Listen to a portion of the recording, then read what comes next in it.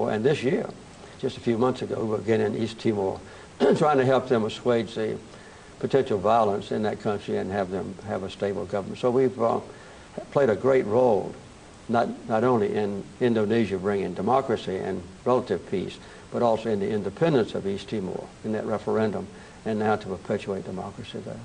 Along those lines, as a president, what do you think are the reasons why you can be so isolated, a president? For example, in the case of Timor, saying now you wish you had known more at the time what was going on. Well, a president, almost by definition, is immersed, literally, in hundreds of issues every week. You know, not only dealing with domestic issues like energy or environment or education, health and welfare, also with the Congress in budget affairs, preparing the budget for the military as well as other things, developing new weapons, and trying to make sure that we address the crises that confront us in an effective way. This was a time of the Cold War, when I was constantly aware of the fact that the Soviets could launch a missile and 26 minutes later it would strike the United States with devastating effect. I had to be prepared for that. I became deeply immersed in some long festering issues. For instance, the Panama Canal treaties had been almost a matter of conflict between America and Latin American nations, including Panama, since the time of Lyndon Johnson. I just got back from helping to start the expansion of the Panama Canal.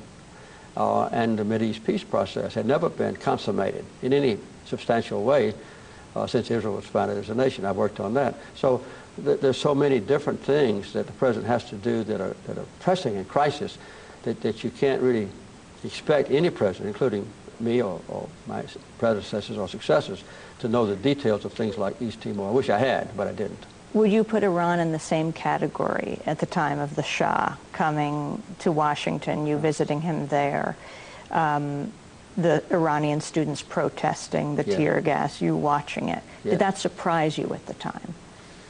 It concerned me at the time.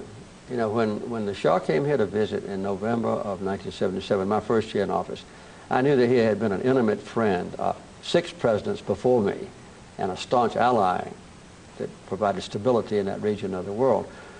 But I knew also that SAVAK, his secret military service, had attacked some student demonstrators. And I took him in my private office and chastised him about it and said that he was facing an uprising in Iran if he didn't assuage his physical attacks against demonstrators.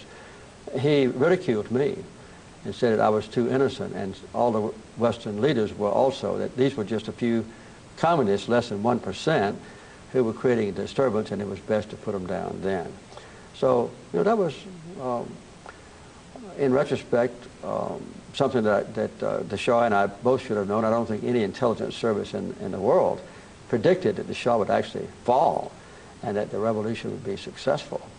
But I've written about this in my previous books, and it was a very interesting and tragic occasion.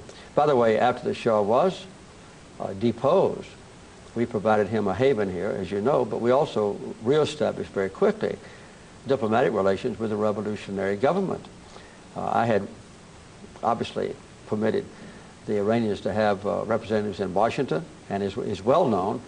I had about 60 diplomats in Tehran carrying on diplomatic affairs. They were the ones who were taken. So we were trying to have diplomatic relations with the new government of Iran. Finally, Mr. President, what you're proudest of? I think the espousing and implementation in many cases of basic human rights around the world, and raising high that banner so that many others could follow our leadership. And I'm proud that we were able to broaden the definition of human rights beyond just the right of assembly and freedom of speech and freedom of religion and trial by jury and electing our own leaders. That's political rights, but also to the other rights, the right of a human being to have health care and education and self-respect, dignity, a hope for the future. To the extent that we have been successful in some of those cases, not enough of them, I'm very proud that that's what the Carter Center has been able to do. President Bush told his biographer when he asked what he would be doing when he left office, that his dad can make something like $50,000 to $75,000 a pop for speeches, so he might go out on the speaking trail. Do you have any recommendations for him? No. But you have to remember that former presidents, just like 4 or 5 different people you meet on the street, are all different. And we have different motivations, different ideas.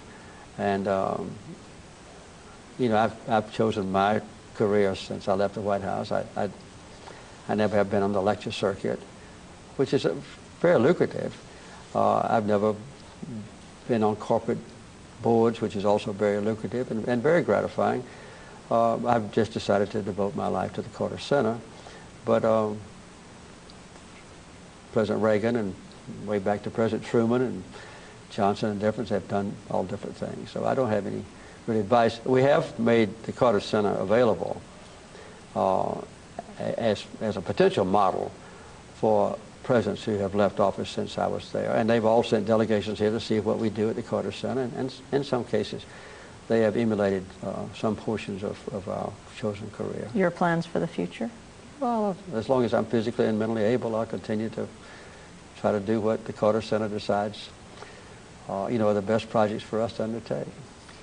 And recommendations to people who, like yourself, entering, well, now you're about to be 84, is that right? 83. 83, and then you'll be 84 and That's right. beyond. That's right, I hope.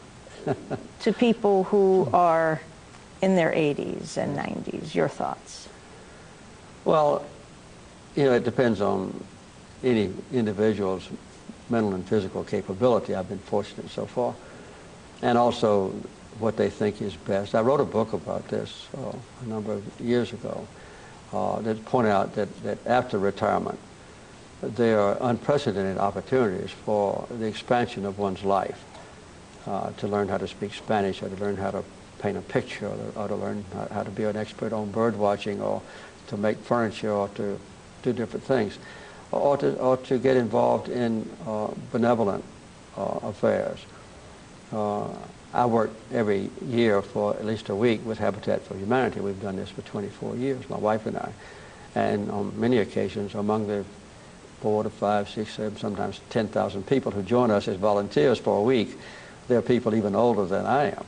So I think there's a good opportunity for serving your fellow human beings in benevolent ways. And sometimes even an older person can just go to a place like Grady Hospital and volunteer maybe 2 afternoons a week just to rock premature babies or something like that.